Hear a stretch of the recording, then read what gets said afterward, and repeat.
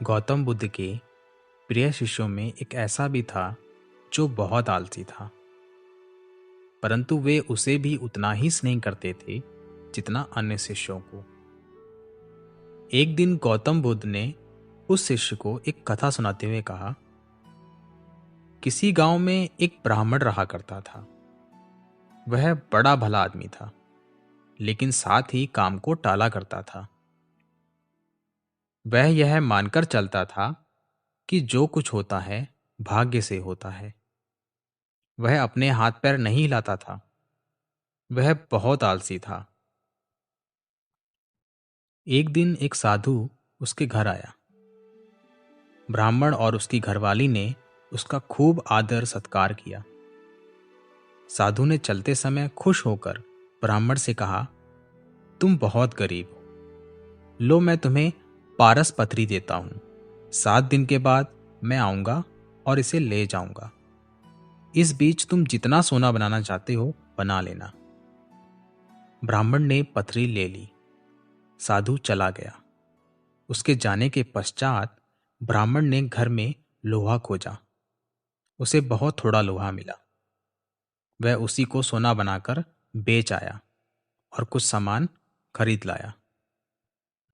अगले दिन स्त्री के बहुत जोर देने पर लोहा खरीदने बाजार में गया तो लोहा कुछ महंगा था। वह घर लौट आया। 2-3 दिन बाद फिर वह बाजार गया तो पता चला कि लोहा अब पहले से भी महंगा हो गया है। उसने सोचा, 1-2 दिन में भाव जरूर नीचे आ जाएगा, तभी खरीदेंगे।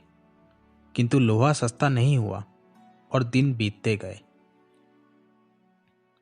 8वें दिन साधु आया और उसने अपनी पथरी मांगी तो ब्राह्मण ने कहा, महाराज, मेरा तो सारा समय यूं ही निकल गया। अभी तो मैं कुछ भी सोना नहीं बना पाया। आप कृपया करके इस पथरी को कुछ दिन मेरे पास और छोड़ दीजिए। लेकिन साधु राजी नहीं हुआ। उसने कहा, तुम जैसा आदमी जीवन में कभी कुछ नहीं कर सकता। तुम्हारी जगह कोई और होता तो कुछ का कुछ कर डालता। जो आदमी समय का उपयोग नहीं जानता वह कभी सफल नहीं होता। ब्राह्मण पछताने लगा, पर अब क्या हो सकता है। साधु पथरी लेकर जा चुका था। उसे अपने आलस और भाग्य पर जरूरत से ज्यादा यकीन की कीमत चुकानी पड़ी। इसीलिए कहा जाता है कि आलस आदमी का सबसे बड़ा दुश्मन होता है। शिष्य अब बुद्ध के कहने का तात्पर्य समझ चुका था। उसने कसम खाई कि वह आज के बाद आलस को त्याग देगा। इसके पश्चात उसने कभी आलस नहीं किया।